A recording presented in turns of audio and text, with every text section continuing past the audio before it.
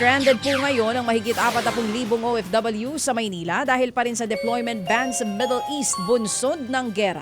Kabilang sa hindi makalipad ang mga magtatrabaho sana sa Saudi Arabia, United Arab Emirates, Kuwait, Bahrain, Oman, Qatar, Israel, maging ang sa Lebanon.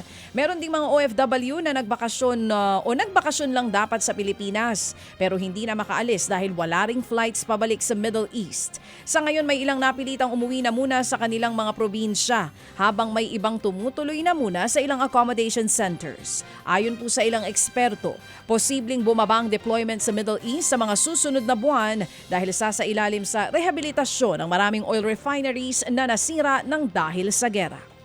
Nakatakdang desisyon na ng Appeals Chamber ng International Criminal Court ang apela ng kampo ni dating Pangulong Rodrigo Duterte kaugnay sa pagbasura ng ICC sa pagkwestiyon nila sa jurisdiction nito sa kanyang kaso. Nakatakdang ilabas ng Appeals Chamber ang desisyon sa April 22 sa The Hague, Netherlands. Matatanda ang pinababasura ni Duterte ang kaso niya sa ICC dahil wala naman daw dapat jurisdiction ng korte sa kanya dahil kumalas na ang Pilipinas sa Rome Statute. Pero giit ng ICC, may karapatan silang litisin ang dating Pangulo sa nangyaring mga patayan sa drug war nung kasapi pa ng ICC ang Pilipinas. Sa iba pang balita mga kapatid, pinalaan ng China ang Pilipinas na tantanan ang pambubuyo sa West Philippine Sea.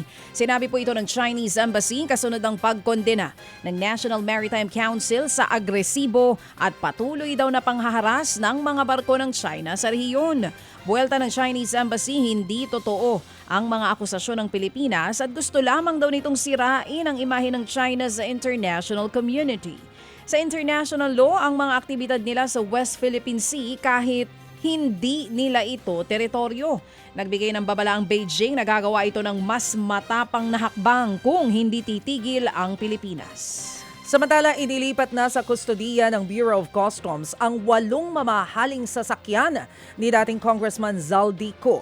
Dinala ang mga sasakyan kabilang ang isang Rolls-Royce Phantom, Cadillac, Mercedes-Benz at iba pa sa compound ng Customs sa Port of Manila. Galing ito sa pangangalaga ng Independent Commission for Infrastructure na binuwag at nagtigil operasyon na noong March 31. Matatanda ang sinamsam ang mga sasakyan ni Ko dahil sa ginagawang investigasyon sa flood control scandal. Sinusubukan pang iapela at mabawi ni Ko ang mga sasakyan pero posible raw itong ipa-auction ng customs kung makikitaan ng irregularidad ang importation documents. Sa iba pang balita, ibinasura po ng Korte Suprema sa Leyte Korte sa Leyte ang kasong murder na isinampa laban kay Albuera Mayor Kerwin Espinosa.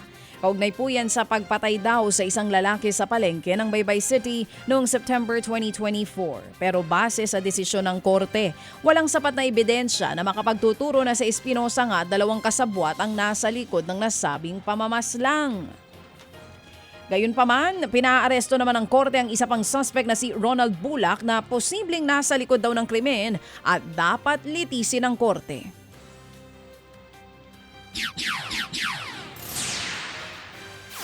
Nakatakda naman pong magsagawa ng orientation ng Department of Education ngayong Abril para sa proposed 3-term school calendar. Simula po yan sa susunod na pasukan.